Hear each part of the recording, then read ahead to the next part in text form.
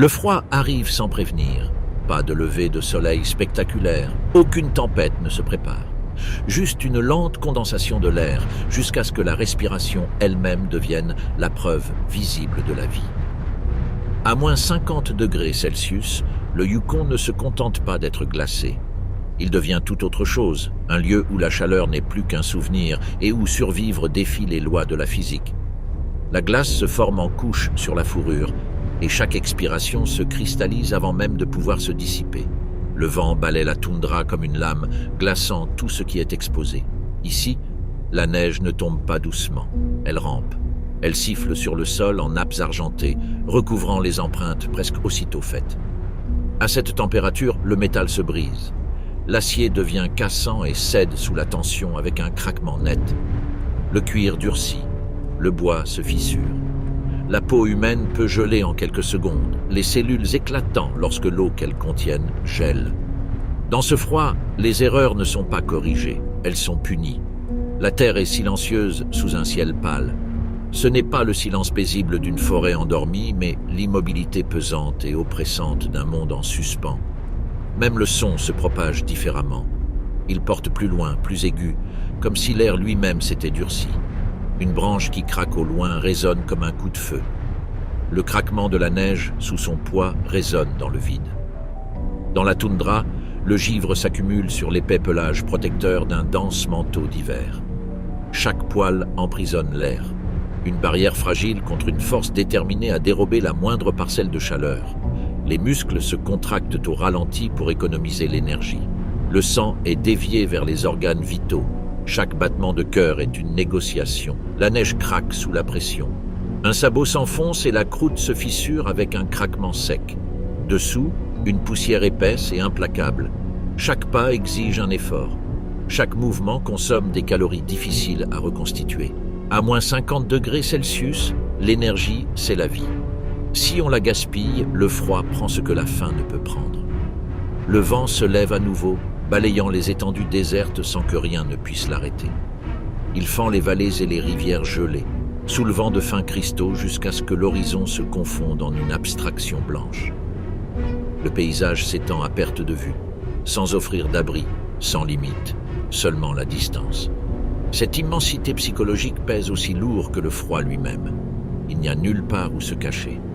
Et pourtant, quelque chose bouge. Une ombre se dessine dans la neige qui tourbillonne. Elle tombe bas, près du sol, délibérément. Les yeux se plissent sous la morsure des particules de glace. Le givre encadre les cils. De la vapeur s'échappe des narines dilatées et disparaît aussitôt, emportée par l'air. Un loup se dresse, fier et imposant, dans le blizzard. Son épaisse fourrure est tourlée de blanc, ses muscles tendus sous un pelage façonné par l'évolution pour cette brutalité implacable. Il ne lutte pas contre le froid, il l'endure. Derrière ses yeux ambrés se cache un calcul implacable. La faim aiguise les sens, le froid peut tuer les faibles, mais il affaiblit aussi les proies. Il diminue la taille des troupeaux, ralentit les blessés et isole les jeunes. Dans cette arithmétique glacée, le bourreau devient un allié. Une autre silhouette se dessine au loin, puis une autre. Une ligne se forme face à la tempête, les jambes soigneusement placées dans les traces de celles qui précèdent pour économiser leur énergie. Aucun mouvement inutile, aucune chaleur gaspillée. La toundra n'est pas vide, elle attend. À moins 50 degrés Celsius, la survie ne dépend pas uniquement de la force. Elle appartient à ceux qui savent lire le vent, gérer leur énergie et se déplacer en silence sans le perturber. Dans cet espace immense et impitoyable, le froid décide qui flanche et qui survit. La température n'est pas le seul critère. Elle est à la fois juge, jury et bourreau. Et ceci est votre domaine. Bienvenue au Yukon. La tempête se calme, mais le froid persiste. À travers la toundra balayée par le vent, une file d'ombre se déplace avec une précision silencieuse. L'une après l'autre, leurs pattes suivant exactement les traces qu'elles ont laissées, la meute avance en file indienne. Ce n'est pas une cérémonie, c'est de l'efficacité. En suivant les mêmes traces, ils économisent leur énergie, progressant dans la neige durcie sans que chaque loup ait à tracer son propre chemin. La poussière, soulevée par le vent, se dirige lentement vers ses empreintes au passage des visiteurs, effaçant toute trace de leur existence. Au Yukon, même les souvenirs sont éphémères. Le givre se dépose sur leurs moustaches et leurs sourcils, dessinant un fin liseré blanc sur chaque visage. Leur fourrure est dense, avec un sous-poil isolant sous de longs poils protecteurs qui les protègent du vent et du gel. Une douce chaleur se dégage de leur corps, visible uniquement dans la vapeur d'eau qui s'élève de leur museau et se dissipe dans l'air. Un loup s'arrête. Les oreilles bougent. La vapeur s'élève progressivement, tandis que les narines se dilatent, savourant des courants invisibles à l'œil nu. Dans un monde enseveli sous la neige, l'arôme voyage autrement, caché, porté par les surfaces glacées, préservé par le froid comme un message scellé sous verre. La meute attend. La hiérarchie régit chaque mouvement. En tête, le couple reproducteur donne le ton et impose le rythme. Il ne s'agit pas de rois et de reines dans une hiérarchie idéalisée, mais de survivants aguerris dont les décisions déterminent le sort du groupe. Derrière eux suivent les poulains et leurs subordonnés, chacun interprétant des signaux subtils dans la posture et la position de la queue. Une tête baissée, une épaule raide, un regard qui, sans un mot, oriente les mouvements. L'hiver réduit votre monde à une simple équation, calories consommées contre calories dépensées. Un loup adulte peut avoir besoin de jusqu'à 10 000 calories par jour pour maintenir son poids corporel par ses températures extrêmes. Cela correspond à l'énergie contenue dans plusieurs kilogrammes de viande. Or, la viande est une ressource rare. Pendant des jours, voire des semaines, la meute peut ne rien trouver. Ils se déplacent sur des lits de rivières gelées, à travers des forêts boréales où les branches des sapins ploient sous le poids du givre. Des plans lents révèlent des côtes à peine visibles sous une épaisse fourrure. Le froid préserve leur corps, mais ne les nourrit pas. Le souvenir de l'échec les hante tout au long de leur parcours. Toutes les poursuites ne se terminent pas dans un bain de sang. Un jour, un troupeau s'est dispersé trop vite. Un caribou a trébuché, mais a retrouvé son équilibre. Le troupeau était allé trop loin, gaspillant une énergie précieuse avant que la femelle dominante n'interrompe la poursuite. Continuer aurait signifié l'effondrement. Sur ces terres, l'imprudence est un suicide. Ce sont des chasseurs endurants, bâtis non pas pour une vitesse explosive, mais pour une poursuite implacable. Longues pattes, cage thoracique étroite, poumons immenses. Leur stratégie, la patience. Ils éliminent les plus faibles, ils testent la meute, ils attaquent de tous côtés, ils attendent l'épuisement pour accomplir ce que les dents seules ne peuvent faire. Un autre loup s'arrête, la tête baissée. Les oreilles tressaillent, le vent a tourné. La meute s'écarte légèrement, une expansion subtile de la formation. Pas d'aboiement, pas de signaux ostentatoires, juste la posture et l'instinct. La neige crisse doucement sous leurs coussinets, dans un rythme presque synchronisé. Leurs queues pendent droite derrière eux, préservant leur équilibre et leur chaleur. La faim les aiguise. Elle ne les rend pas imprudents. Elle les rend précis. Dans ce royaume glacé, le froid les a sculptés et fortifiés. La neige épaisse ralentit les proies les plus lourdes. La croûte de glace lacère les sabots fragiles. Les plus faibles du troupeau peinent à suivre, la neige les engloutissant à chaque pas. Les loups connaissent parfaitement ce terrain. Ils interprètent la pente et la direction du vent, l'épaisseur de la glace et les lignes d'ombre. Ils savent où les caribous traversent les rivières, où les orignaux se frayent un chemin à travers les fourrés de saules, où les bœufs musqués forment des cercles défensifs difficiles à pénétrer. Une autre pause. Cette fois, la tête est plus haute. La vapeur jaillit du canon par lenteur et délibérée respiration. Au loin, presque invisible sur l'horizon pâle, quelque chose s'agite sous le paysage enneigé. Un léger trouble, un mouvement qui n'est pas dû au vent. L'enveloppe se rigidifie et l'énergie se condense comme un ressort enroulé. Leur proie est là-bas, quelque part sous la neige. Le signal traverse le paquet sans produire de bruit. Les loups commencent à se disperser. Ce qui n'était qu'une file indienne dans la neige fondue s'élargit désormais en un croissant. Chacun ajuste subtilement sa position, augmentant la distance entre les corps tout en maintenant le contact visuel. Pas de charge soudaine, pas de course folle. La chasse commence par la pression, non par la vitesse. Plus loin, le troupeau de caribous broute la neige, grattant le sol de leurs sabots pour déterrer le lichen enfoui. Leurs têtes se redressent presque simultanément, leurs oreilles frémissent. Un animal souffle bruyamment, de la vapeur s'échappant de ses narines dilatées. Les loups ne sont pas pressés. Ils avancent d'un trot régulier, obligeant le troupeau à se déplacer. La neige crépite sous leurs sabots tandis que les caribous se propulsent en avant dans un tourbillon de muscles et de bois. Les faons peinent à suivre l'allure plus ample des adultes. Le troupeau se resserre, puis s'étire, et finalement se disperse légèrement, chacun cherchant un terrain plus dégagé. C'est le moment que les loups attendaient. Leur force réside dans leur résistance. Leurs longues pattes absorbent les chocs. Leurs grands poumons les protègent du froid glacial. Leur stratégie n'est pas de dominer l'animal le plus fort du troupeau, mais de créer un déséquilibre, un faux pas, une hésitation, un écart qui se creuse. La meute ajuste sa formation en pleine course. Un loup tourne à gauche, un autre à droite, réduisant ainsi les possibilités de fuite sans s'engager pleinement. L'énergie doit être économisée avec parcimonie.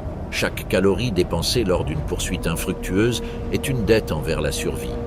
La neige s'épaissit le long d'une pente douce.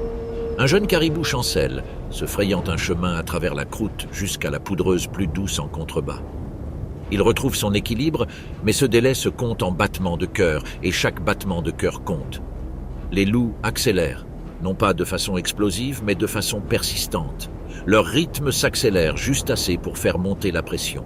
Le troupeau se disperse, l'instinct le poussant à fuir la menace. La neige s'élève dans les airs, scintillant un instant avant de retomber dans un silence blanc. Gros plan, le flanc d'un caribou haletant. Du givre s'accroche à ses cils. Ses muscles tremblent sous son épais pelage d'hiver. Chaque respiration lui lacère le visage, ses poumons luttant contre l'air brûlant à chaque inspiration. Derrière lui, le loup garde une démarche assurée, la gueule légèrement ouverte, la langue visible, il économise son oxygène. Ils sont faits pour ça. Ils se déplacent efficacement sur de longues distances. La chasse devient une question de calcul. Combien de temps la proie peut-elle résister à la panique? Combien de temps le prédateur peut-il garder son calme? Le troupeau atteint le sommet d'une légère butte et son allure change. Le vent a érodé le terrain. La neige est plus compacte ici. Les caribous retrouvent leur rythme. L'individu boiteux qui paraissait vulnérable disparaît à nouveau dans la masse en mouvement. Les loups se déplacent plus lentement. Un à un, leur allure ralentit jusqu'à un trot contrôlé. Ils relèvent la tête, les oreilles dressées. Ils observent le troupeau s'éloigner, la distance augmentant à chaque foulée. Aucune poursuite n'est garantie. Continuer maintenant risquerait de les épuiser sans aucune garantie de succès. La femelle dominante s'arrête la première. Les autres la suivent. De la vapeur s'échappe de leur bouche par pulsations régulières tandis qu'elles restent immobiles, le regard fixé sur les silhouettes qui s'éloignent et se fondent dans l'horizon blanc. La neige s'amoncelle sur le champ de bataille dévasté, les empreintes de sabots et de pattes se superposant en un motif chaotique. En quelques minutes, le vent commence à les effacer silencieusement. Les loups reprennent leur formation, économisant le peu de force qui leur reste. La faim persiste, mais la discipline aussi. Toutes les chasses ne se terminent pas dans le sang. Au Yukon, la survie n'est pas l'apanage des désespérés, mais des patients. Le vent souffle bas sur la toundra, sans rien plier, car ici, rien ne se plie facilement. Au loin, des formes sombres se détachent sur le blanc, tels des fragments d'une autre époque. Des épaules imposantes, des cornes recourbées, une densité presque géologique. Le bœuf musqué ne ressemble pas à une créature taillée pour la vitesse. On dirait une forme sculptée à l'ère glaciaire et abandonnée après le retrait des glaciers. De faibles volutes de vapeur s'élèvent de son large dos, s'élevant en filaments pâles avant de se dissiper dans l'air. Sous sa peau hirsute se cache l'un des systèmes d'isolation les plus efficaces du règne animal. Son pelage extérieur, composé de longs poils de garde rêches, descend presque jusqu'au sol, le protégeant du vent. En dessous pousse le kiviut, une laine intérieure ultra fine si efficace pour emprisonner l'air qu'elle rivalise avec l'isolation des espèces polaires. Il ne gonfle pas facilement. Il ne se comprime pas par temps froid. Il conserve la chaleur comme un coffre-fort. Ces animaux ont survécu au Pléistocène. Ils ont côtoyé les mammouths et les tigres à dents de sabre. Leur morphologie a peu évolué, car elle n'a nécessité que peu de perfectionnement. Dans une région qui semble encore figée dans le temps, le bœuf musqué se sent comme chez lui. Au début, le troupeau reste dispersé, la tête baissée, écartant la neige de leurs sabots recourbés pour découvrir les joncs et les herbes gelées. Leurs mouvements sont lents et économes. Ils arrachent chaque parcelle de terre gelée, puis un changement. Une tête se lève. Une épaisse frange, givrée, ondule, tandis que des yeux sombres scrutent l'horizon. Une autre suit. Les muscles se contractent sous d'épaisses couches de fourrure. Elle porte une odeur familière dans le vent, les loups. Le troupeau commence à se resserrer, les faons doucement poussés vers le centre. Point de panique, ni de dispersion frénétique comme chez les caribous. Au contraire, ils se regroupent avec un calme imperturbable. Leurs corps massifs se tournent vers l'extérieur, leur bois se penche vers l'avant. En quelques instants, ils forment une forteresse vivante. Épaule contre épaule, les adultes forment un cercle défensif, le dos tourné aux jeunes vulnérables. Leurs cornes recourbées, qui s'étendent vers le bas et l'extérieur avant de se terminer en pointes acérées, constituaient une barrière d'os. Leurs sabots s'enfoncent dans la neige, ancrant leur poids. Leur souffle s'élève en épais colonnes, tandis qu'ils se tiennent immobiles. Un loup apparaît à la limite de l'horizon, se déplaçant latéralement, évaluant les alentours. Il n'attaque pas, il observe. Le bœuf musqué n'avance pas, il ne recule pas. Sa stratégie est simple, interdire l'accès. Les loups misent sur la fragmentation, isolant les plus faibles et égarant leur proie. Le bœuf musqué rejette totalement cette équation. Un autre loup décrit un cercle dans la direction opposée. La formation se déplace comme un seul bloc, tournant lentement comme une roue, les cornes pointant vers l'extérieur. Les veaux se blottissent les uns contre les autres à l'intérieur du cercle, presque dissimulés par les murs de fourrure. Un loup solitaire s'approche, ses pattes crissant doucement sur la neige durcie. Il baisse légèrement la tête, testant la distance. Aussitôt, le bœuf musqué le plus proche baisse la tête, ses cornes se dressant en angle aigu. Un grondement sourd vibre de sa poitrine, un avertissement autant ressenti qu'entendu. Le cercle se resserre. Le loup s'arrête. Briser cette formation serait extrêmement risqué. Un faux pas pourrait entraîner une côte cassée ou un flanc entaillé. Dans cette situation, la patience est plus avantageuse pour les loups que dans d'autres. Les minutes s'étirent dans un silence glacial. La respiration s'accélère. Le givre s'accumule sur les épais manteaux. Aucun ne cède d'un pouce. Finalement, les loups retournent dans l'étendue blanche et leurs silhouettes se fondent dans le lointain. Le cercle se maintient un instant avant de se disperser. Les adultes s'écartent pour laisser les veaux respirer plus librement. Les têtes se baissent à nouveau. La neige est raclée. Le nourrissage reprend. Dans un pays où règne la persécution, le bœuf musqué survit grâce au rejet. Elle ne fuit pas l'ère glaciaire, elle y reste. Là où le loup se déplace avec autorité, un autre prédateur se déplace avec discrétion. Une silhouette frêle glisse entre les congères, presque invisible, sur l'immensité blanche. Le renard polaire ne se fait pas remarquer par le crissement de la neige ou le mouvement de ses muscles. C'est un éclair. Un mouvement fugace. Une ombre projetée sur le blanc. Son pelage d'hiver est une merveille d'adaptation, si dense que même ses coussinets sont isolés, lui permettant de traverser une glace qui engourdirait sa chair en quelques secondes. Cette transformation est saisonnière, brun et gris en été, d'un blanc immaculé en hiver. Non seulement pour des raisons esthétiques, mais aussi pour se fondre dans le paysage. Le renard baisse la tête, les oreilles dressées vers l'avant. Sous la neige se cache un monde souterrain de tunnels creusés par les lemmings et les campagnols. La toundra peut sembler gelée et sans vie, mais sous sa surface, de petits mammifères se déplacent dans des couloirs isolés parmi les tiges d'herbe et les systèmes racinaires. Le renard écoute, son ouïe est si fine qu'elle perçoit la moindre égratignure sous près d'1 mètre de neige. Un mouvement de tête, un micro-ajustement, des muscles tendus, puis, sans hésiter, il saute. Le petit corps se cambre avant de plonger tête la première dans la congère. La neige explose en un nuage de poussière. Un instant, seule une queue blanche est visible, frémissant légèrement tandis que le renard disparaît. Quelques secondes plus tard, il réapparaît, les mâchoires serrées autour d'un lemming qui se débat. Voilà l'opportunisme poussé à l'extrême. Contrairement aux loups, qui dépendent de la chasse coordonnée et de grandes proies, le renard arctique survit grâce à sa grande adaptabilité alimentaire. Rongeurs, œufs d'oiseaux en été, charognes en hiver, et même baies lorsque la toundra se ramollit. Son métabolisme est adapté aux périodes de disette. Ses réserves de graisse s'accumulent rapidement lorsque la nourriture est abondante et lui permettent de survivre aux périodes de pénurie.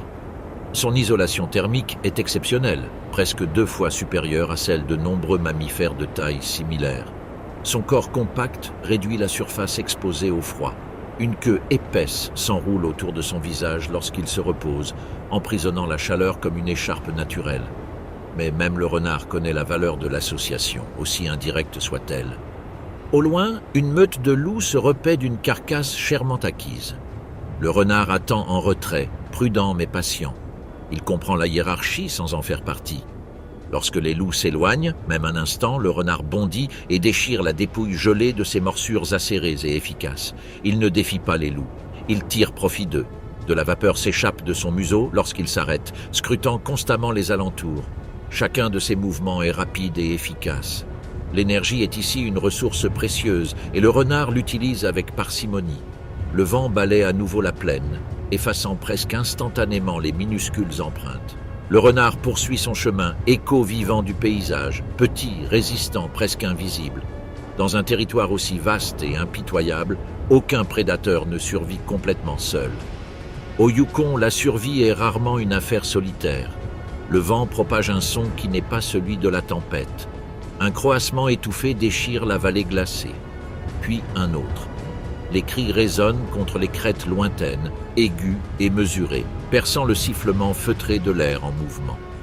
Très haut, au-dessus de la toundra, des formes noires tournent en rond. Les corbeaux ne s'éloignent guère des rudes hivers du Yukon.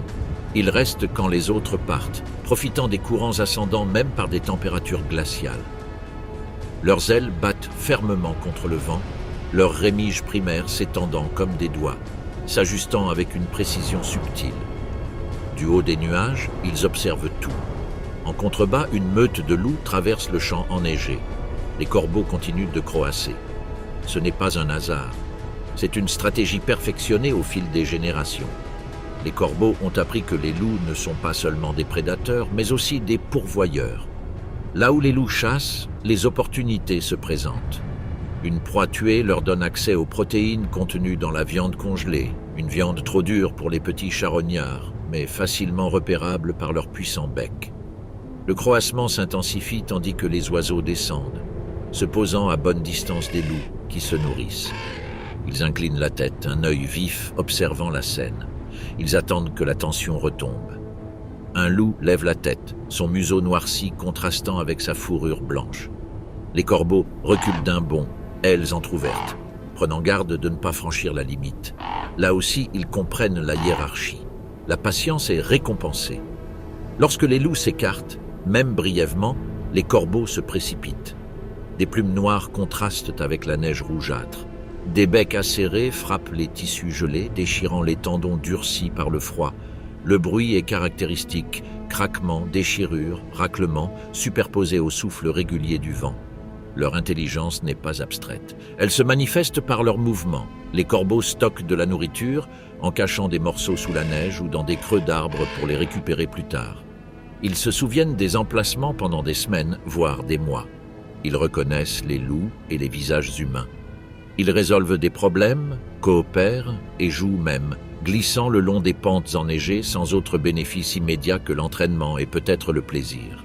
Au-dessus du cadavre, une corneille se perche sur une branche de sapin voisine et pousse des cris. Ce ne sont pas des bruits aléatoires, mais des signaux. Les corneilles communiquent leur découverte de nourriture à leurs congénères, attirant ainsi d'autres oiseaux. D'autres ailes apparaissent à l'horizon, attirées par le son. Les loups les tolèrent car les corbeaux ont leur utilité. Ils nettoient les restes.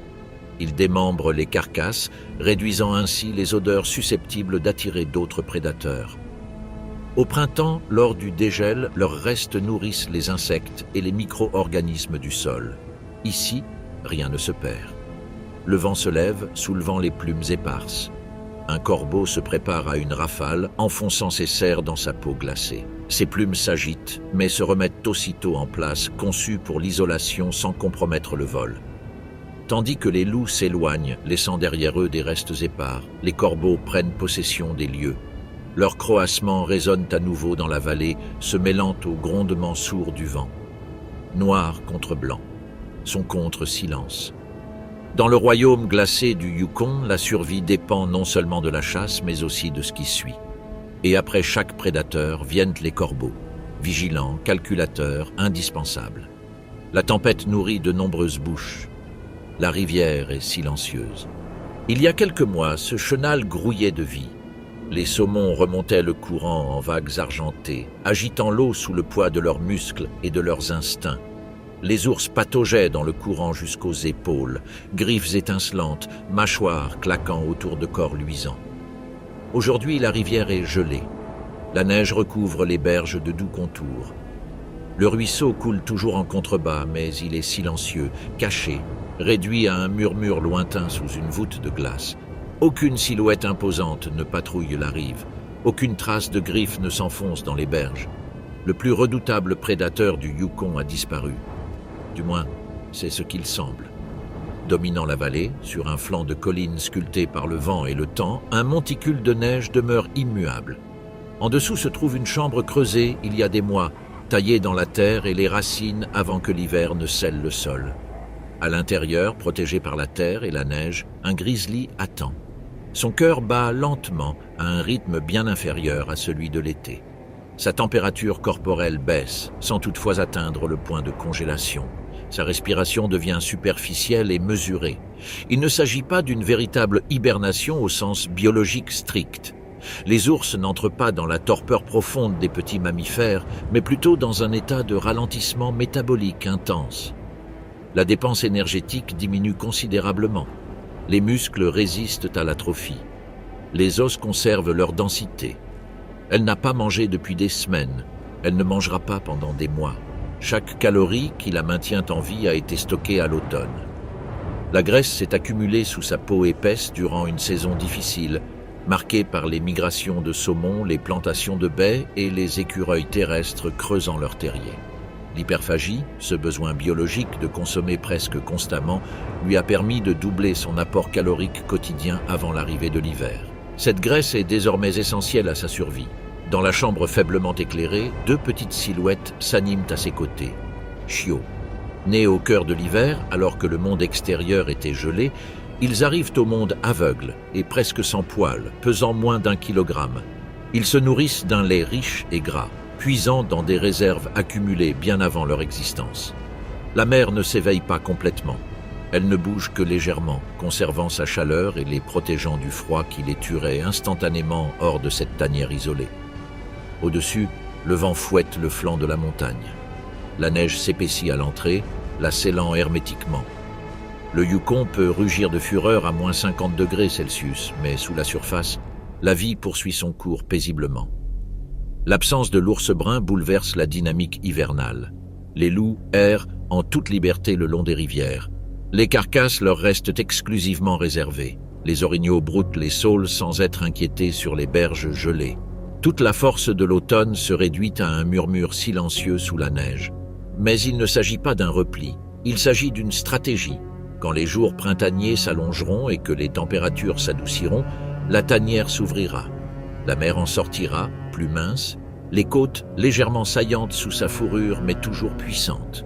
Les petits sortiront pour la première fois, émerveillés par un monde transformé.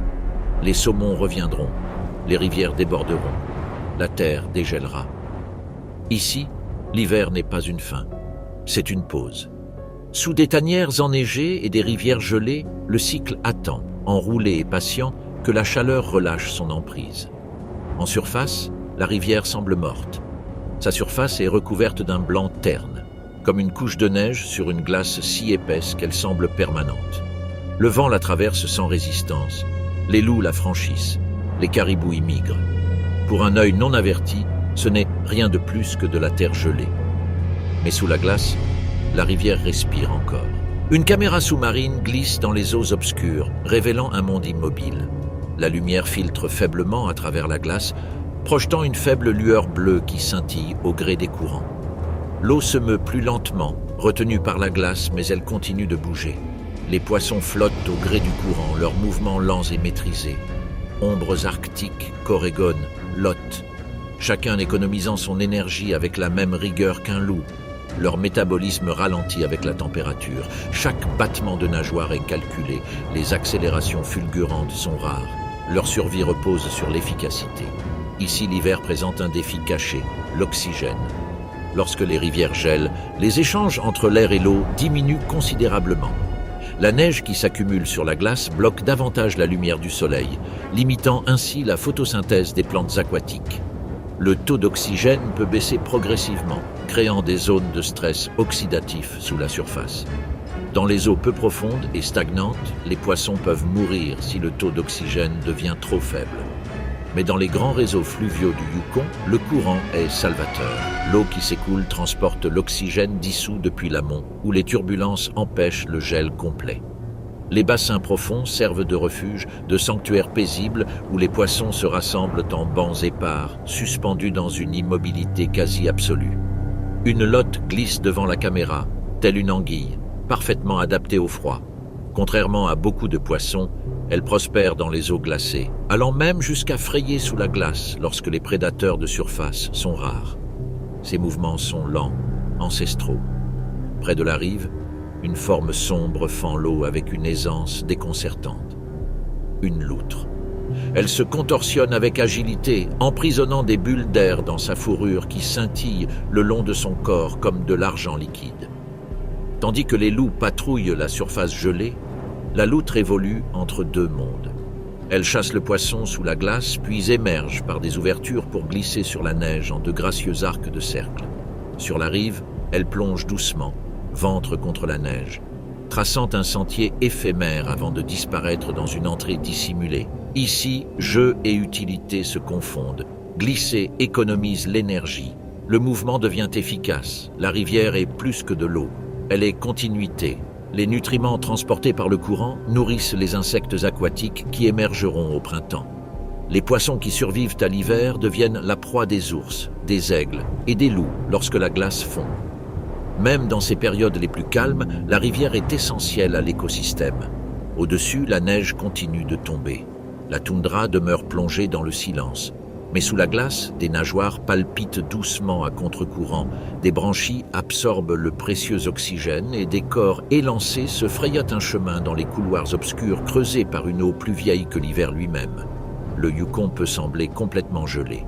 Pourtant, sous sa surface durcie, la vie circule, cachée, persistante, attendant le dégel. La première fissure est presque imperceptible. Une fine fissure parcourt la surface glacée du fleuve, une ligne irrégulière gravée par la montée des températures et le courant sous-jacent implacable. Puis une autre, et encore une autre. Ce qui semblait immuable se met à trembler. Le printemps n'arrive pas en douceur au Yukon. Il arrive avec la libération. La neige s'adoucit sous la lumière de midi. Sa surface s'effrite, ses arêtes cristallines cédant sous les gouttes qui s'accumulent et dévalent la pente. Des stalactites de glace perlent sans cesse des branches de sapin. Le bruit est d'abord subtil, un doux tic-tac, mais il se propage dans les vallées jusqu'à faire vibrer le paysage au rythme de la fonte des neiges. La glace craque sous ses mouvements, les plaques se brisent et s'entrechoquent, produisant des grondements sourds qui résonnent en aval.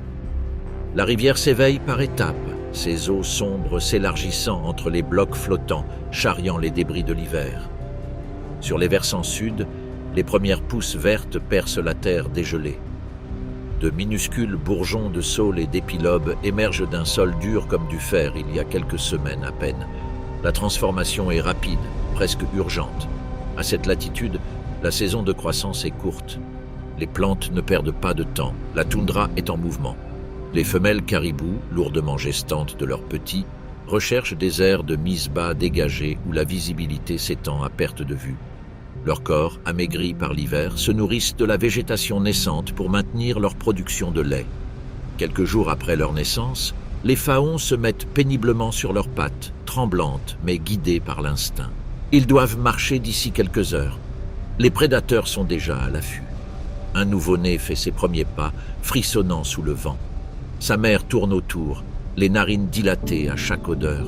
Autour d'elle, des dizaines d'autres faons s'animent, se balançant au gré du vent. L'air est désormais chargé d'une énergie différente, moins calme, plus intense. Pour les loups, le printemps est une opportunité amplifiée par la faim. Après des mois de traque calculée et de succès occasionnels, le paysage offre une abondance de proies vulnérables. Les troupeaux intensifient leur patrouille le long des couloirs de migration. Leur maigreur hivernale s'atténue à mesure que les proies abondent. Cependant, la chasse reste disciplinée. Les caribous adultes sont toujours redoutables. Il faut économiser son énergie. La pression des prédateurs s'intensifie. Les aigles royaux planent au-dessus de nos têtes à la recherche de leurs petits qui se sont trop éloignés de leur mère. Les ours bruns sortent de leur tanière, sveltes et puissants, le museau près du sol, en quête de charognes ou de nouveau-nés ongulés. L'équilibre bascule rapidement.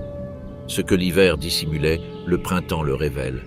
La neige fond par endroits, révélant une mosaïque de boue, d'herbe et de blanc persistants. Les orignaux s'aventurent dans les zones humides naissantes pour se nourrir de plantes aquatiques désormais accessibles sous la glace fondante. Les oiseaux aquatiques reviennent en bande, leurs cris se mêlant au murmure des rivières. Le Yukon passe d'une austérité monochrome à une complexité stratifiée. La chaleur engendre l'abondance, mais aussi la compétition. Chaque bouche ayant survécu à l'hiver cherche désormais à reprendre des forces. L'écosystème s'accélère, comprimé par la latitude dans une frénésie de croissance et de prédation. La glace se brise, les rivières débordent, la verdure envahit les pentes jadis gelées. La longue pause hivernale est terminée, et avec le dégel, la lutte reprend. La rive est silencieuse. La neige fondante murmure sous la glace qui s'amincit sans cesse. Un creux dans la colline s'assombrit, puis il bouge. De l'entrée de sa tanière émerge la lumière du jour. Le givre s'accroche à sa fourrure, couleur de terre ancienne. Ses épaules suivent, immenses, musclées et résolues. Après 5 mois passés sous la neige et la terre, l'ours brun retrouve le monde extérieur. Voici le retour du grizzly, non pas ressuscité ou renaissant, mais réactivé. L'hiver ne l'a pas éradiqué, il l'a seulement mise en veilleuse. De la vapeur s'échappe de sa fourrure, tandis que l'air frais caresse ses muscles chauds. L'ours cligne des yeux au soleil, telle une machine antique en marche. Sous cette peau épaisse, une biologie étonnante est à l'œuvre. Son rythme cardiaque a ralenti, son métabolisme est au point mort. Ses muscles sont préservés malgré une inactivité quasi totale. Ses os sont restés solides. Il ne mange pas, il ne boit pas, il n'urine pas, il ne défèque pas. Ses réserves de graisse sont restées intactes. Les réserves sont désormais presque épuisées, et la faim est arrivée, c'est mathématiquement certain. La phase biologique qui suit est appelée hyperphagie, un état d'appétit insatiable. Non pas de la gourmandise, mais une stratégie. Un ours brun peut consommer jusqu'à 20 000 calories par jour en pleine saison d'alimentation. Racines, charognes, végétation émergente, animaux morts pendant l'hiver et mis au jour par le dégel. Chaque calorie compte, chaque heure est précieuse. L'ours descend vers la vallée. Ses pattes, larges comme des assiettes, s'agrippent au sol qui se ramollit. Chaque pas est silencieux pour un animal qui peut peser 300 kilos, voire plus. Il s'arrête devant un arbre marqué par les saisons passées. Il se dresse, il se lève. Les griffes se déploient. Il ratisse l'écorce par de longs mouvements saccadés. Il ne s'agit pas d'une destruction aléatoire. C'est un signal et un entretien en un seul geste. Les griffures indiquent aux autres ours leur taille et leur force. La sève et le cambium sous l'écorce leur fournissent des oligo-éléments après le jeûne. Les glandes odorantes des pattes laissent des messages chimiques. Le territoire est moins une question de frontière que de présence. « Je suis là », semble dire l'arbre au nom de l'ours. Au loin, une meute de loups traverse un flanc de colline dégagé. Ils le sentent avant de le voir. Les loups sont des prédateurs efficaces et disciplinés, mais un grizzly adulte n'est pas une proie. Même une meute finira par céder. Le calcul est simple. Un seul coup de patte avant peut briser une colonne vertébrale. Le conflit est coûteux.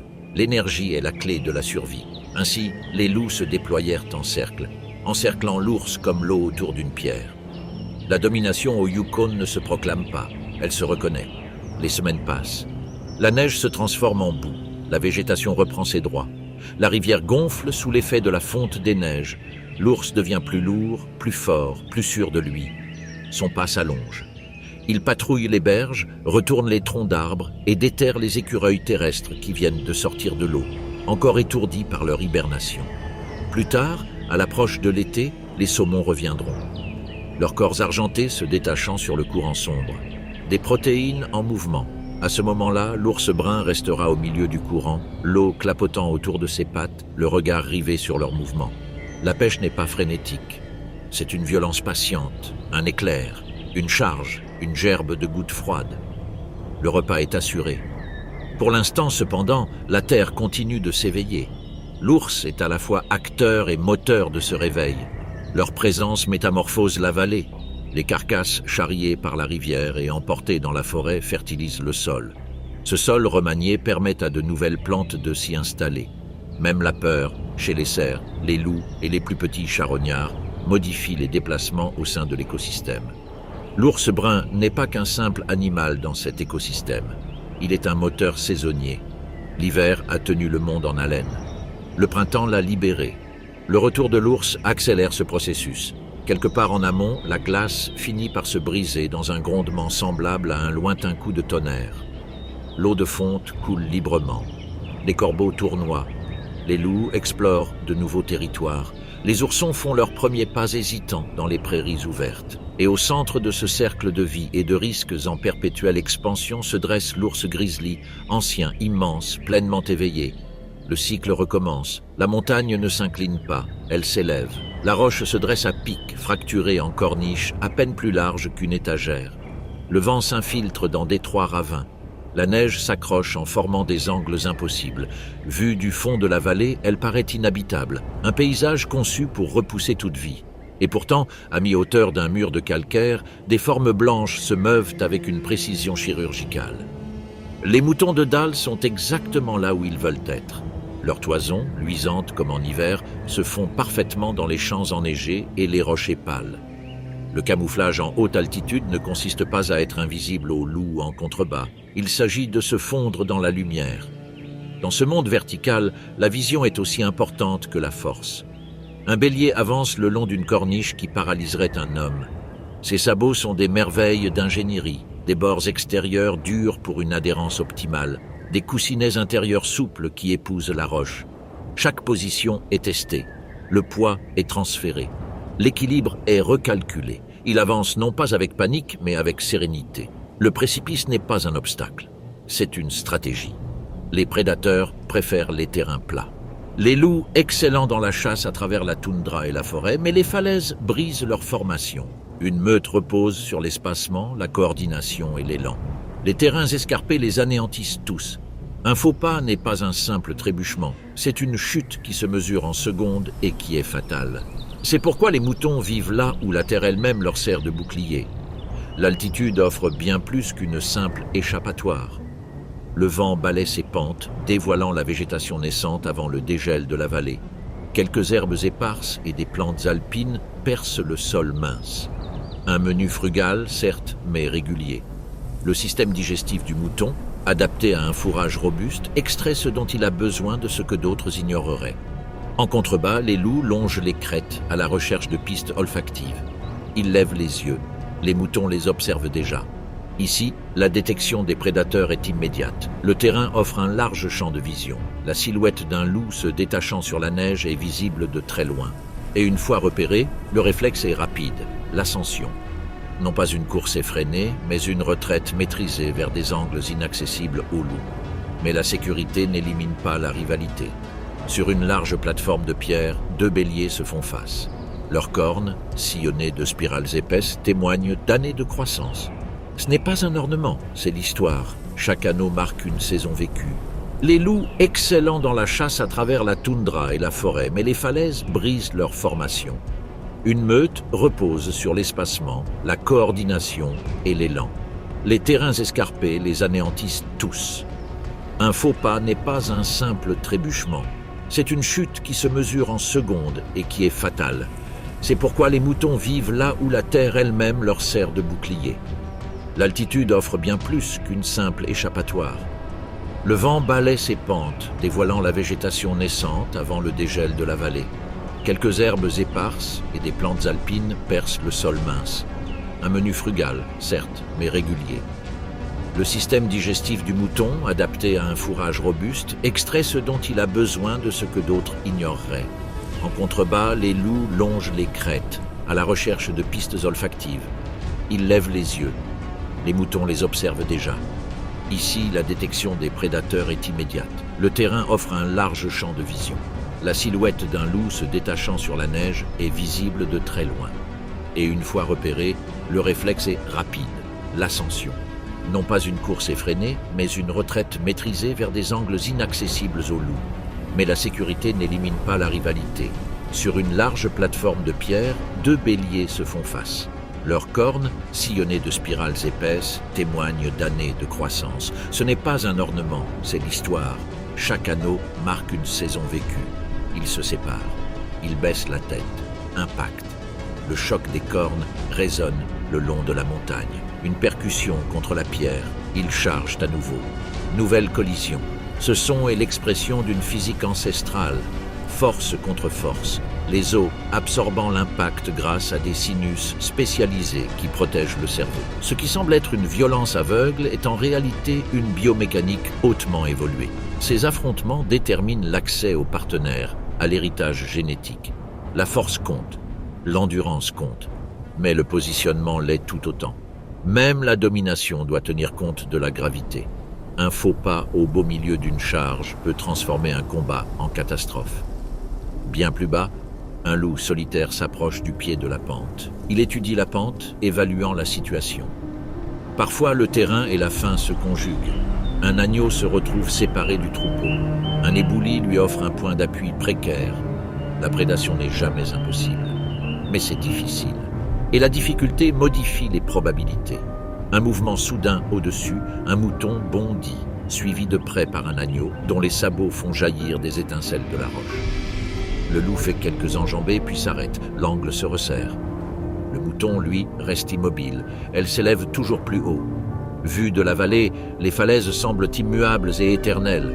De près, elles offrent une multitude de possibilités. Chaque pas est une négociation avec la gravité, chaque pause, une recherche du mouvement vers le bas. Dans ce monde vertical, la survie appartient à ceux qui maîtrisent à la fois la hauteur et le courage. Les loups règnent sur les plaines.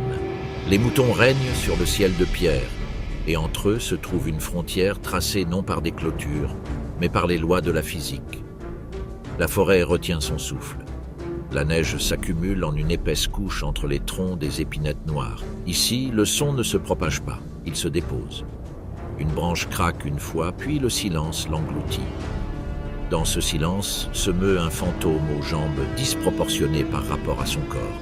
Le lynx du Canada prend son temps.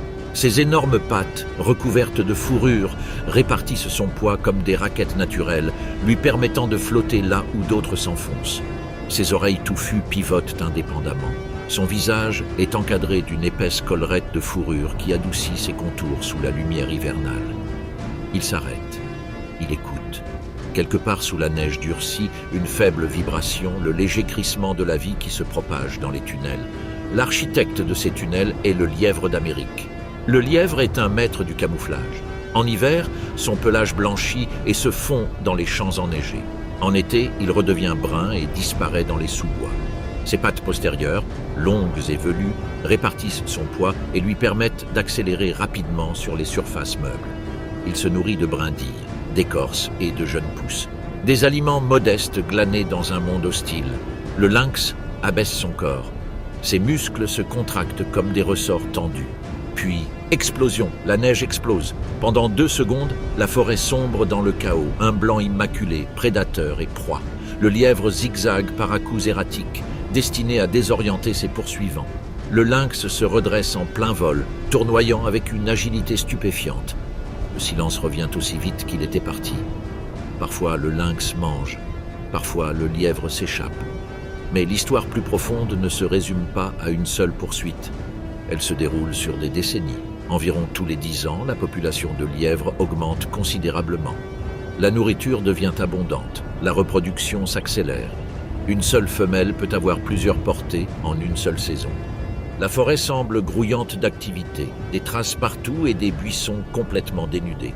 Puis, inévitablement, le nombre de lynx augmente lui aussi. Plus de lièvres signifie des lynx mieux nourris. Des lynx mieux nourris signifient un meilleur taux de survie pour leurs petits. La prédation s'intensifie. Le calcul devient plus complexe. Bientôt, l'équilibre bascule.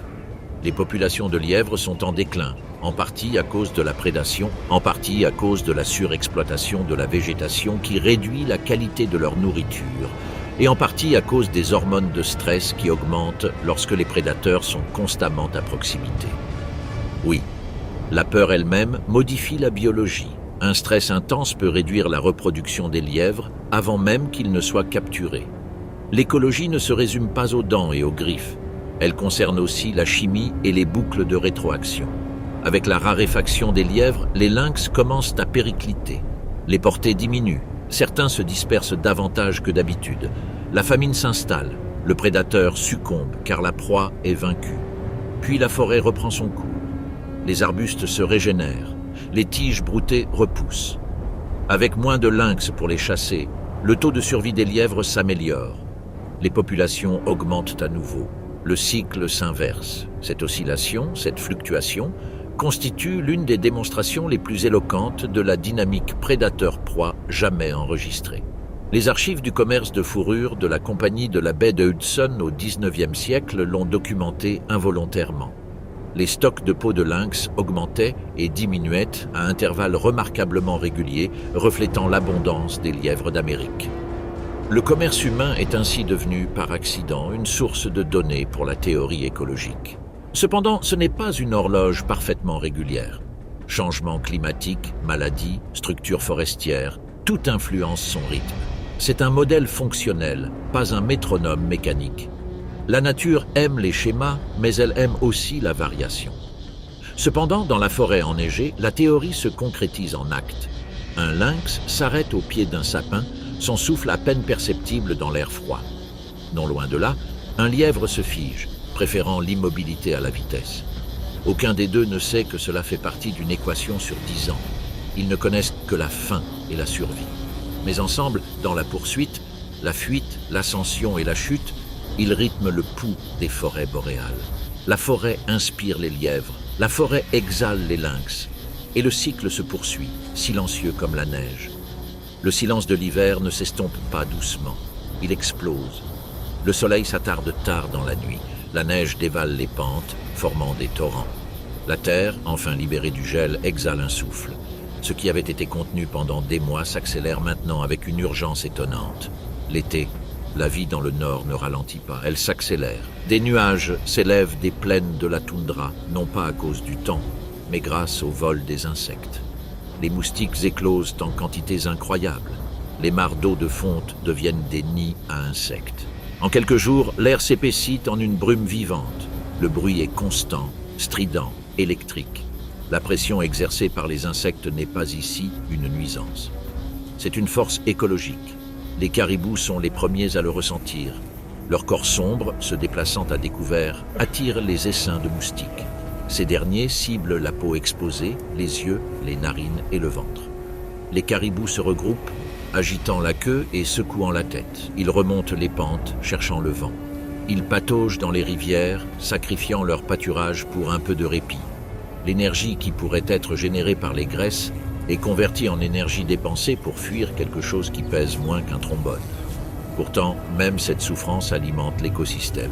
Les insectes servent de nourriture aux oiseaux. Leurs larves recyclent les nutriments. L'irritation modifie les schémas migratoires. L'écologie valorise rarement la souffrance inutilement. Tandis que les animaux luttent contre l'air, le sol se transforme. Dans les prairies alpines, les fleurs éclosent de couleurs surprenantes après des mois de monotonie. L'épilobe se dresse en épi.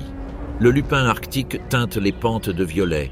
De minuscules saxifrages fleurissent près du sol, se prélassant dans la chaleur des pierres. Ici, les plantes évoluent dans un laps de temps limité. Leur période de croissance peut durer de 8 à 10 semaines. La photosynthèse, processus par lequel les plantes transforment la lumière du soleil en énergie chimique, bat son plein. Les feuilles se déploient rapidement, captant la lumière pendant près de 20 heures par jour aux alentours du solstice. Les sucres s'accumulent, les graines se forment. Des cycles de vie complets s'achèvent avant le retour des premières gelées.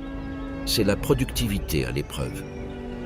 Dans les rivières désormais libres de glace, un autre spectacle se joue. Les saumons arrivent. Leurs corps élancés remontent le courant, scintillant d'argent sous la surface. Ils ont quitté l'océan pour rejoindre les ruisseaux d'eau douce où ils sont nés. Leurs muscles brûlent, leur peau s'épaissit, leur couleur s'intensifie. L'instinct l'emporte sur l'épuisement. Pour les prédateurs, ce n'est pas simplement de la nourriture, c'est un véritable festin de protéines. Sur la rive, l'ours grizzly est assis dans l'eau tourbillonnante, plissant les yeux face aux reflets. Sa pêche n'est pas frénétique, elle est calculée. L'ours peut ignorer les poissons les plus faibles, préférant ceux qui sont les plus riches en graisse et en œufs. Une seule attaque, un seul claquement de mâchoire. Parfois, seules les parties les plus caloriques sont consommées, le reste étant laissé sur place. Ce qui semble être un gaspillage est en réalité une excellente répartition. Les carcasses charriées jusqu'à la forêt fertilisent le sol grâce aux nutriments marins. L'azote et le phosphore, provenant de l'océan Pacifique, pénètrent jusqu'aux racines des arbres, à des centaines de mètres à l'intérieur des terres. Même la mousse en profite. Les ours, véritables messagers de nutriments, sont parés de leur fourrure. Au-dessus, les aigles tournoient, les corbeaux guettent, les loups explorent les abords. La rivière devient un corridor, un festin, un champ de bataille. L'été, au Yukon, c'est l'abondance à son comble. Les insectes se multiplient, les plantes s'élancent vers le ciel, les caribous courent au gré du vent. Les ours se nourrissent de saumon.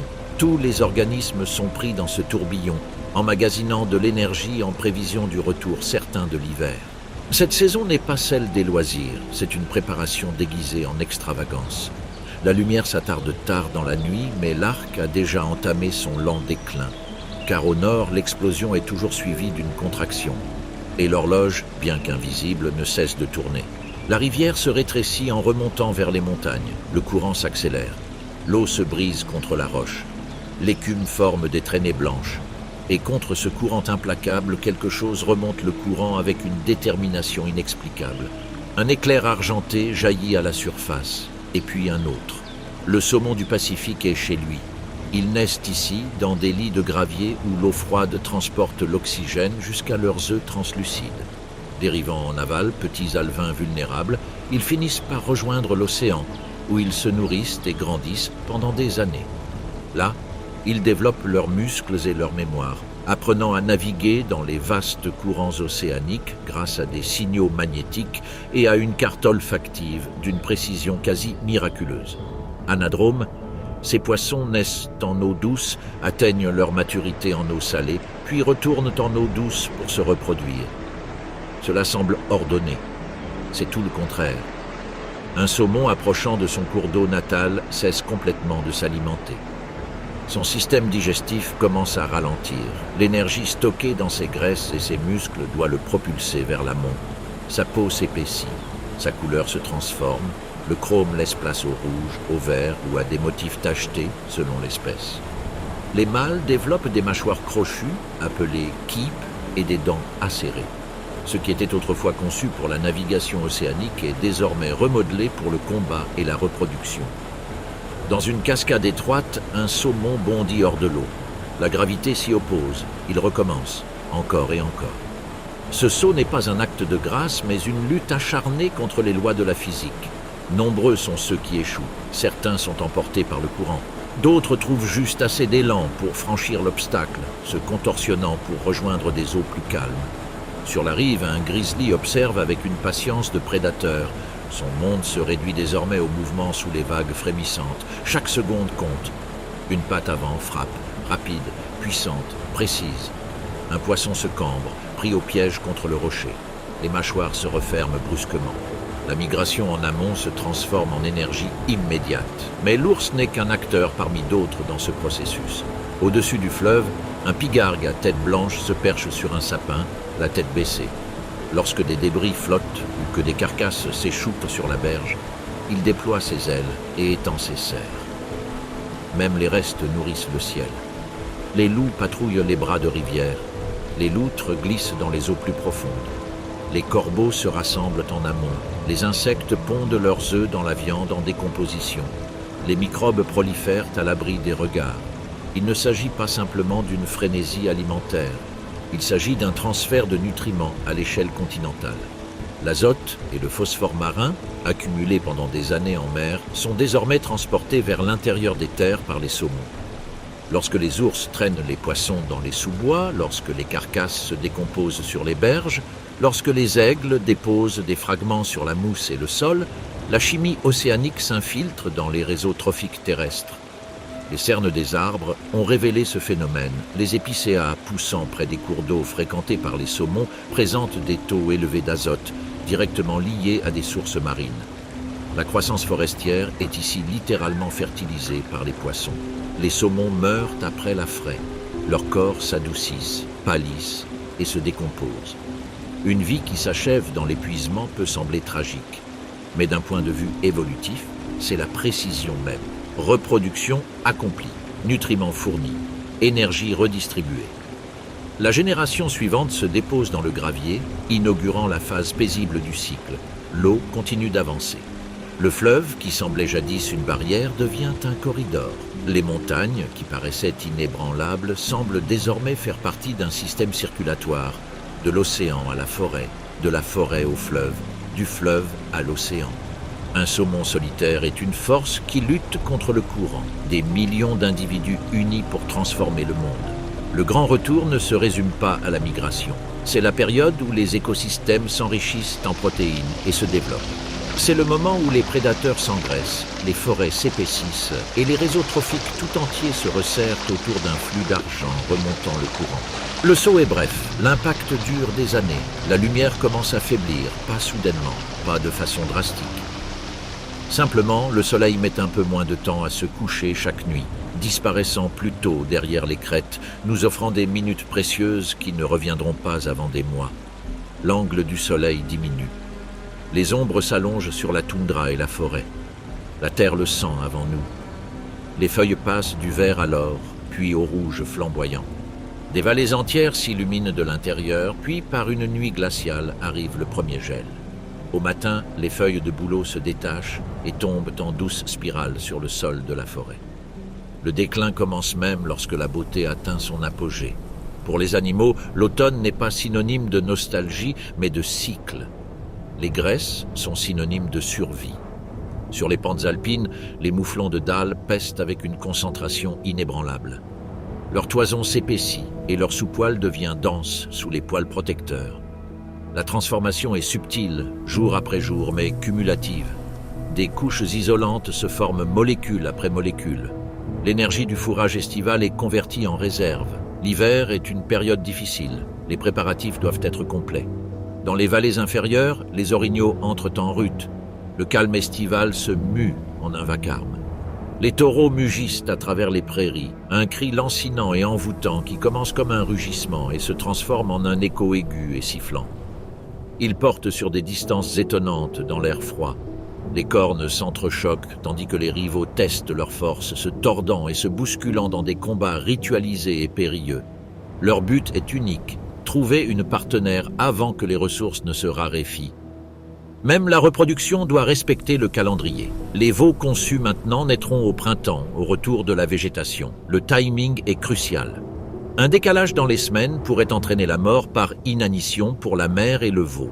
L'évolution a peaufiné ces cycles avec une précision implacable. Dans la forêt, la fourrure s'épaissit partout. Le lynx du Canada développe un pelage plus dense, avec des touffes de poils sur les oreilles qui se dressent face au vent. Le lièvre d'Amérique entame sa métamorphose. Sa fourrure brune devient blanche avant même les premières neiges, une transition risquée les années où les conditions météorologiques sont imprévisibles. Le camouflage dépend de la synchronisation avec la météo. En cas de conditions météorologiques défavorables, la vulnérabilité s'accroît. Les loups ressentent l'urgence plus directement. Les meutes de loups gris intensifient leur chasse. Les louveteaux nés au printemps sont plus grands mais pas encore aussi redoutables que les adultes. Les troupeaux de caribous et de wapitis se déplacent avec une vigilance accrue et se regroupent. Chaque chasse devient un calcul d'énergie gagnée par rapport à l'énergie dépensée. Courir coûte des calories, rater sa cible aussi. La prédation s'intensifie car l'hiver l'exige. Les loups doivent affronter la saison froide en pleine forme. Leur masse musculaire et leurs réserves de graisse détermineront leur endurance lorsque les proies se raréfient et que la neige s'épaissit. La chasse coopérative se perfectionne. La coordination devient plus rigoureuse. Une meute qui réussit maintenant augmente ses chances de succès les mois suivants. Au-dessus d'eux, le ciel se dégage et prend une teinte d'un bleu plus profond. Les oiseaux migrateurs se rassemblent en bandes agitées puis s'élèvent vers le sud en formations ondulantes. L'air emporte leur départ comme une disparition silencieuse. Les plantes se ratatinent. La sève ralentit. Les sucres se concentrent dans les racines. La croissance annuelle s'arrête. Les graines, déjà dispersées, se déposent dans le sol, en dormance, attendant le retour de la lumière. Ce qui ressemble à la mort est souvent une dormance stratégique, une pause biologique déclenchée au moment opportun. La durée du jour continue de diminuer. Les rythmes circadiens, horloges biologiques internes régulées par la lumière, varient selon les espèces. Les hormones fluctuent. L'appétit augmente chez certains animaux et diminue chez d'autres en préparation à l'hibernation. L'ours grizzly, l'estomac rempli de saumon et de baies, entre dans une dernière phase d'hyperphagie avant de regagner sa tanière. Il se nourrit avec une persévérance quasi mécanique, transformant les provisions automnales en une isolation hivernale sous sa peau. Cette saison est empreinte de tension, couleurs et déclin, champs d'accouplement et feuilles mortes. Abondance mêlée à l'inéluctabilité. Ici, aucune créature n'ignore, d'une manière ou d'une autre sur le plan biologique, ce qui va arriver. L'obscurité persistera, les températures chuteront inévitablement. Les rivières gèleront, se déplacer deviendra périlleux.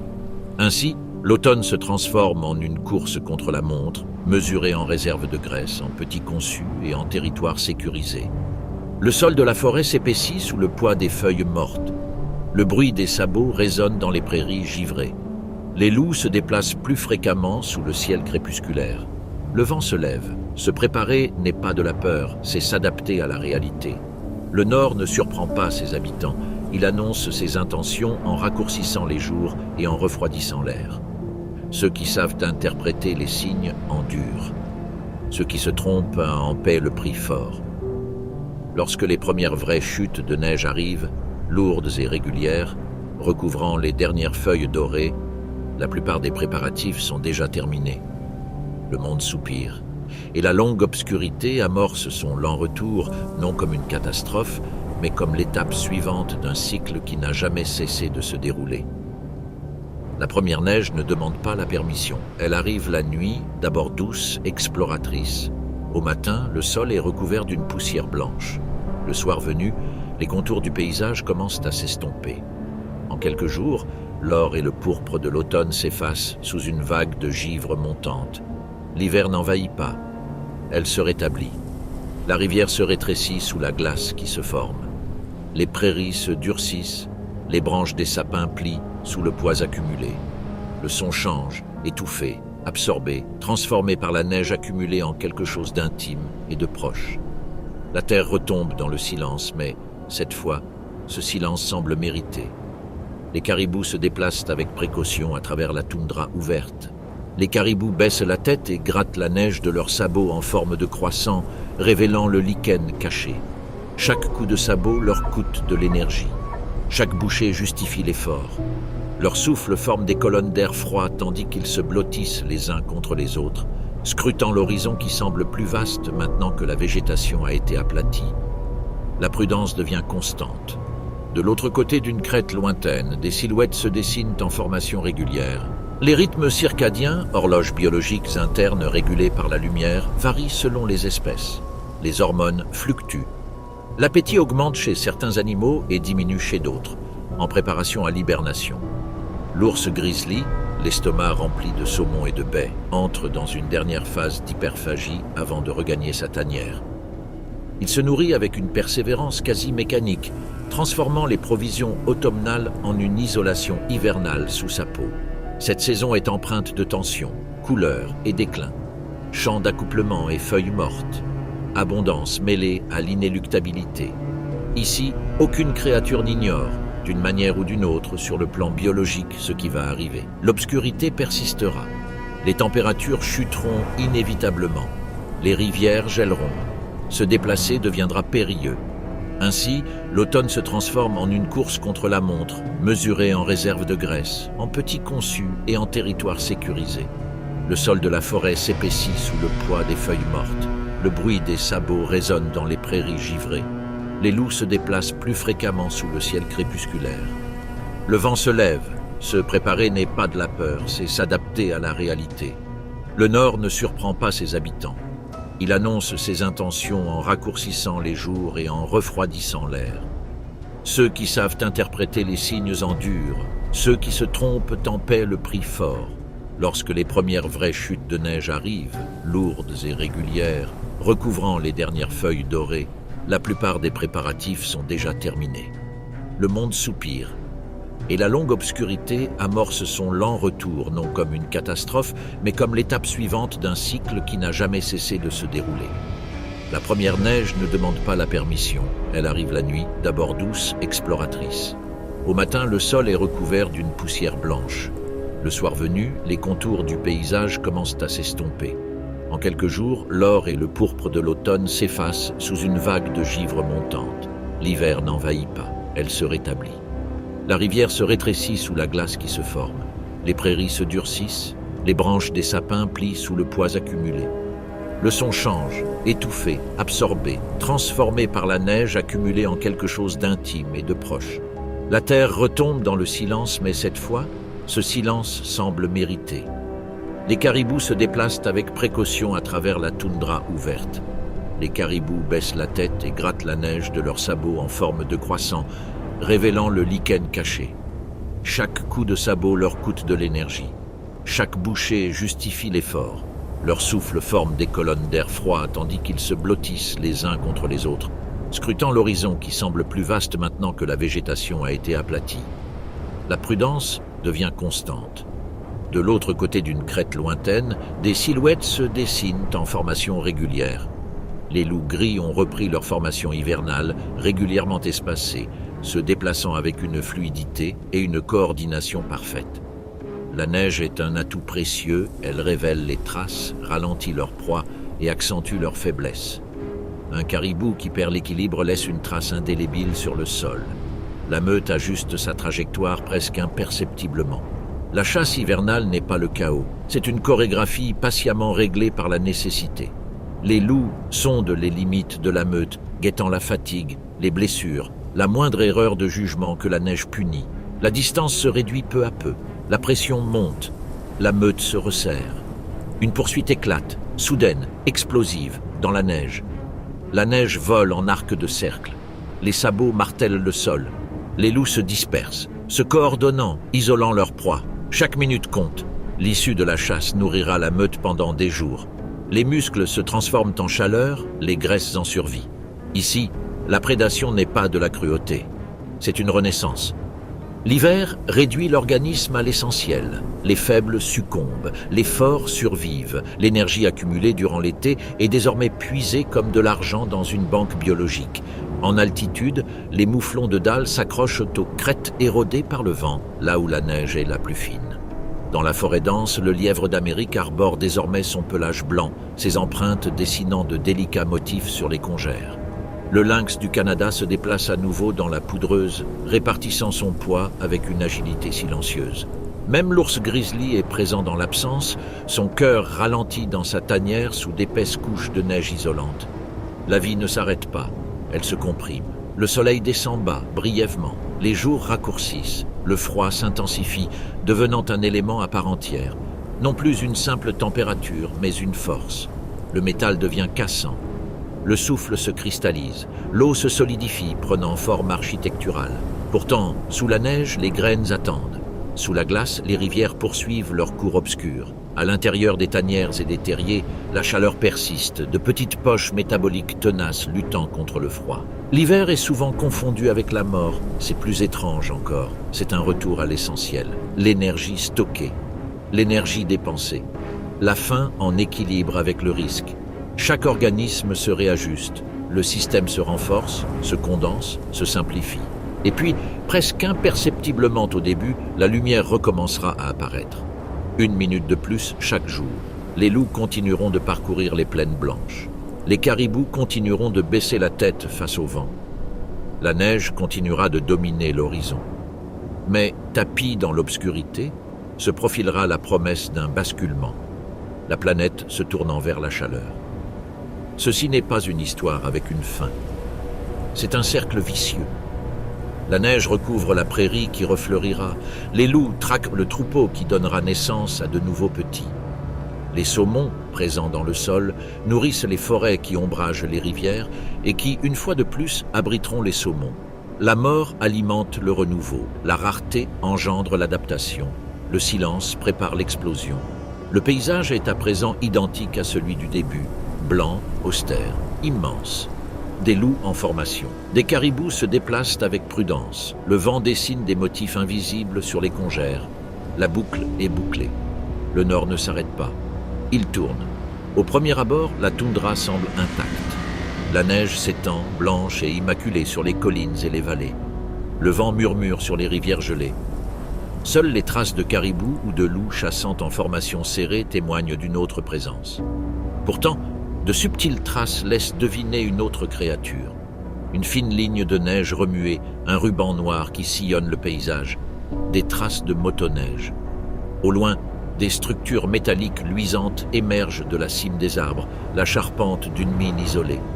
Des corridors de pipeline traversent des forêts autrefois continues, ne laissant que d'étroites clairières là où se dressaient jadis d'épais arbres.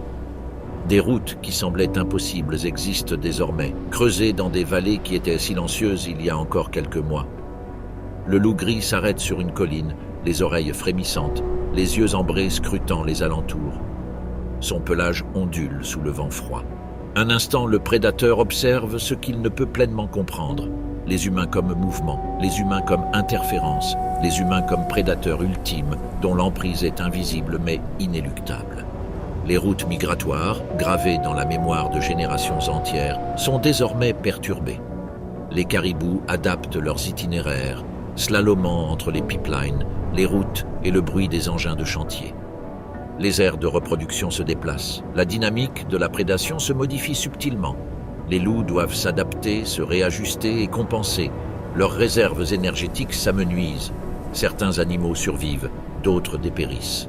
L'effet domino se propage dans tout l'écosystème, silencieusement et durablement. Le climat amplifie ces pressions. L'hiver arrive plus tard et le dégel plus tôt. Les voies de glace qui facilitaient autrefois les migrations se forment désormais de manière irrégulière. Les rivières débordent de façon imprévisible. La fonte des neiges est inégale, laissant apparaître des dangers cachés pour les prédateurs comme pour les proies. La température n'est plus la seule responsable. Elle est devenue complice des transformations causées par l'homme.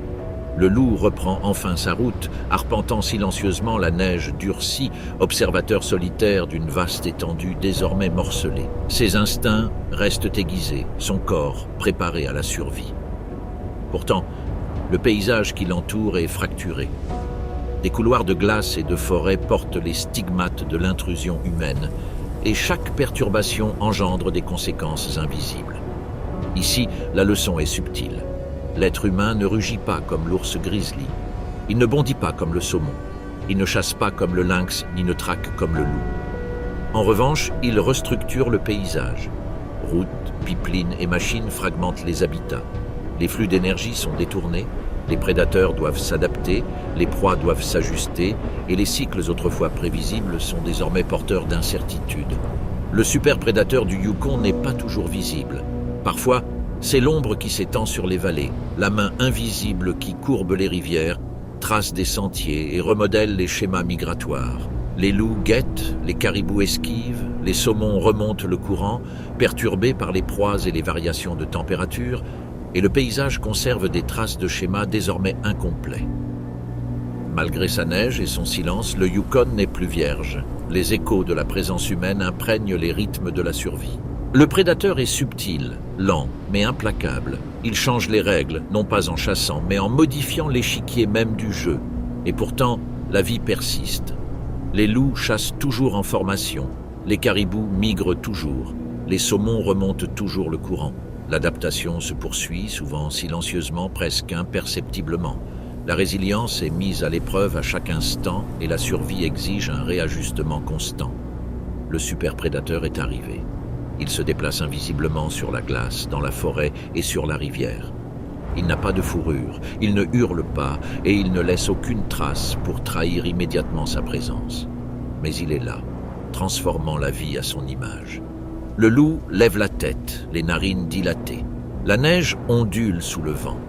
Les empreintes humaines courent à proximité, mais le prédateur s'arrête, reconnaissant la force invisible qui domine désormais le paysage. Un prédateur d'intelligence, d'étendue et de conséquences. Au Yukon, la survie s'est toujours mesurée à l'aune de l'adaptation, de la résilience et de l'instinct. Aujourd'hui, ces mêmes critères s'appliquent au territoire lui-même, qui lutte sous l'ombre d'un nouveau sommet invisible. L'immensité du Yukon est depuis longtemps caractérisée par des conditions extrêmes, des températures glaciales qui maintiennent le sol gelé pendant des mois, des rivières prises sous d'épaisses couches de glace et le rythme incessant des prédateurs et de leurs proies. Pourtant, des changements subtils sont à l'œuvre. Les hivers sont plus courts. Les périodes de grand froid, autrefois régulières et durables, sont de plus en plus intermittentes. La neige accumulée fond plus tôt, les rivières dégèlent plus vite et le pergélisol se ramollit, ce qui a des répercussions sur l'ensemble de l'écosystème. L'activité humaine accentue ces changements. Les mines, les routes et les pipelines fragmentent les habitats autrefois continus, obligeant les troupeaux de caribous à modifier leurs routes migratoires traditionnelles. Les prédateurs comme les loups doivent emprunter de nouveaux chemins et adapter leur stratégie de chasse, tandis que les proies subissent un stress et une dépense énergétique accrue. Même des perturbations apparemment mineures, telles que des travaux de construction temporaire ou un sentier de randonnée, peuvent perturber le comportement des animaux au fil des saisons. Les politiques de gestion ajoutent un autre facteur d'influence. Les mesures de contrôle des loups, visant à stabiliser les populations de gibier, modifient subtilement la dynamique prédateur-proie, perturbant parfois l'équilibre fragile qui existe depuis des millénaires. Cependant, parallèlement à ces interventions, les efforts de conservation sont également renforcés. Corridors protégés, chasse réglementée et suivi scientifique cherchent à atténuer l'impact humain et à préserver l'intégrité écologique. Le bilan est complexe et nuancé. Les espèces font preuve d'une résilience remarquable, s'adaptant autant que possible. Les rivières continuent de couler sous la glace, les saumons continuent de remonter le courant et les prédateurs continuent de chasser. Mais le rythme du Yukon a indéniablement changé. Les hivers sont plus doux, les paysages plus perméables et les cycles écologiques subissent de nouvelles pressions. À l'observation de ces changements, la leçon est subtile et mesurée. L'adaptation est continue, la survie demeure un défi et la présence humaine est devenue un facteur persistant dans tous les calculs liés à la vie. Au Yukon, la survie a toujours été le lot de ceux qui pouvaient endurer le froid. Mais le froid lui-même est en train de changer, et dans une région façonnée par la glace, même un léger dégel peut bouleverser les règles de la vie.